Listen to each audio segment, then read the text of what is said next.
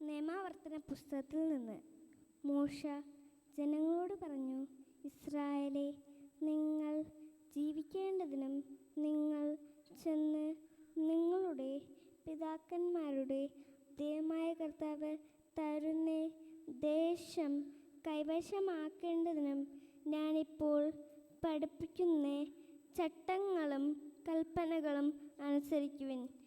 ഞാൻ നൽകുന്ന കൽപ്പനയോട് ഒന്നും കൂട്ടിച്ചേർക്കുകയോ അതിൽ നിന്ന് എന്തെങ്കിലും എടുത്തു കളയുകയോ അരുത്. ഞാൻ നിങ്ങളെ അറിയിക്കുന്ന നിങ്ങളുടെ ദൈവമായ കർത്താവിൻ്റെ കൽപ്പനകൾ അനുസരിക്കുവിൻ.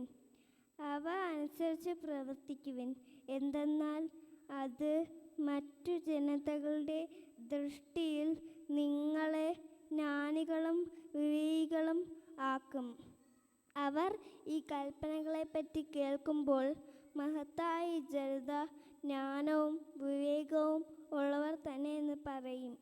നാം വിളിച്ചപേക്ഷിക്കുമ്പോഴൊക്കെ നമ്മുടെ ദൈവമായ കർത്താവ് നമുക്ക് സമീപസ്ഥനായിരിക്കുന്നത് പോലെ ദൈവം ഇത്ര അടുത്തുള്ള വേറെ ഏത് ശ്രേഷ്ഠ ജനതയാണുള്ളത്?